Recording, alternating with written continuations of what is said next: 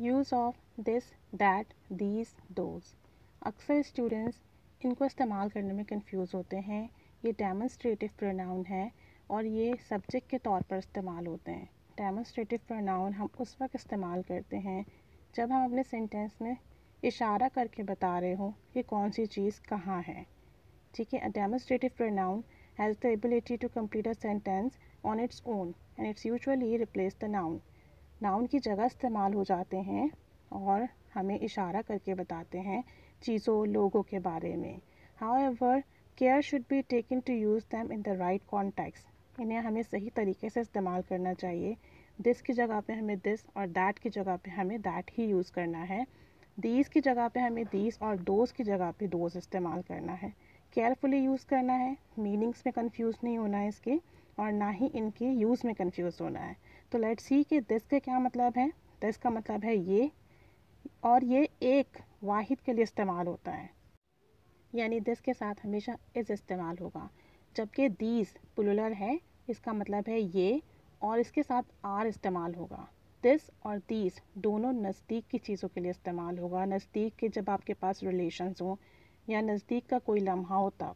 जबकि दैट का मतलब है वो, और ये सिंगुलर है, और दूर जब कोई एक चीज़ होगी तब आप दैट यूज़ करेंगे। दोस्त प्लुरल है, दोस्त का मतलब भी है वो, इसके साथ आर इस्तेमाल होगा, और ये भी हम उस वक्त यूज़ करते हैं जब कोई चीज़ दूर हो, कोई लम्हा दूर हो, यानी दिस और दीज इस्तेमाल होगा नज़दीक के लम्हात के लिए, नज़दीक की चीज़ों के लिए।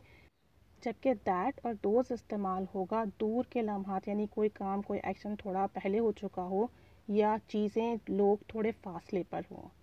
सबसे पहले हम दिस और दीज को देखते हैं। This is use to denote a singular noun things, जबकि these are used for plural one. This एक चीज़ के लिए इस्तेमाल होता है, जबकि दीज जो है वो प्लुरल के लिए इस्तेमाल होता है। This and these denote something is near, यानी दिस और दीज आप तब इस्तेमाल करेंगे जब कुछ आपके नज़दीक होगा या किसी को आप इंट्रोड्यूस करवा रहे होंगे, और जब आपके यानी बोलने वाले के और जिस चीज़ के बारे में बात कर रहे हैं वो नज़दीक होनी चाहिए, वो मोमेंट नियर होना चाहिए, वो पर्सन नियर होना चाहिए, तब आप दिस और दीज इस्तेमाल करेंगे। This for singular, these for plural. This के साथ आप इस यूज़ करेंगे, दीज के साथ आर यूज़ करेंगे। For example, this is my house, ये मेरा घर है।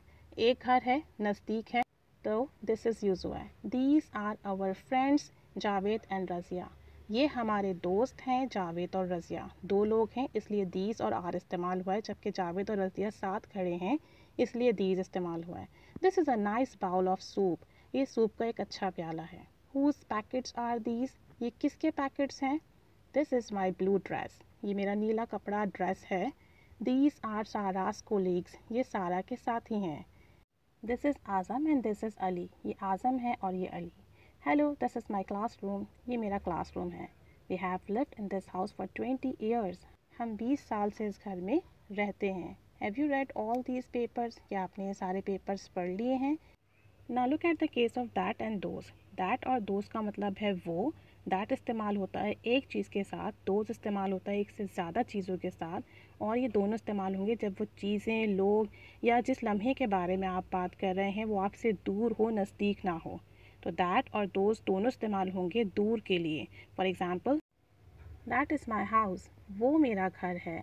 Those are very expensive cars, वो बहुत महंगी कारें हैं, ज़्यादा हैं तो दोज और आर इस्तेमाल हुआ है, वो कारें दूर हैं। वॉट इज़ दैट, वो क्या है।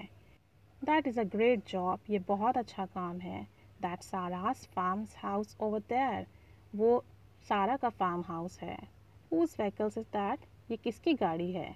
Who lives in that apartment, इस अपार्टमेंट में कौन रहता है। दोज आर ब्यूटिफुल फ्लावर्स, वो खूबसूरत फूल हैं।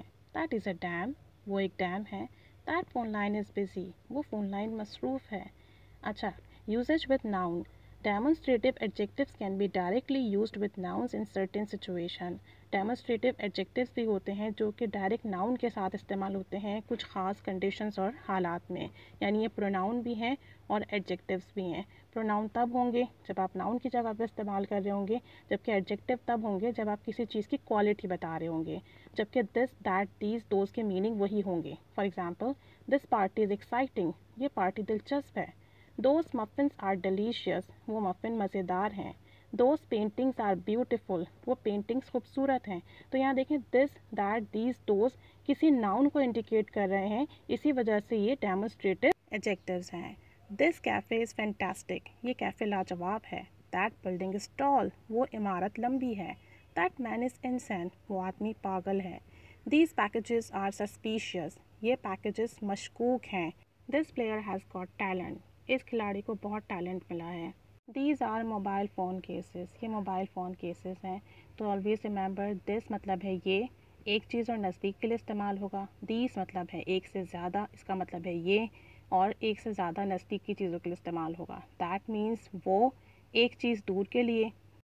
दोज मीन वो, एक से ज़्यादा दूर के लिए। ये प्रोनाउन भी हैं, एडजेक्टिव भी हैं, इनको इनके अकॉर्डिंगली यूज़ कीजिए। I hope this lesson is help for English learners. इसकी प्रैक्टिस कीजिए। दिस, दैट, दीज, दोज के सेंटेंसेस बनाइए, शेयर कीजिए कमेंट बॉक्स में। Keep staying with us, keep learning English. Thanks for watching.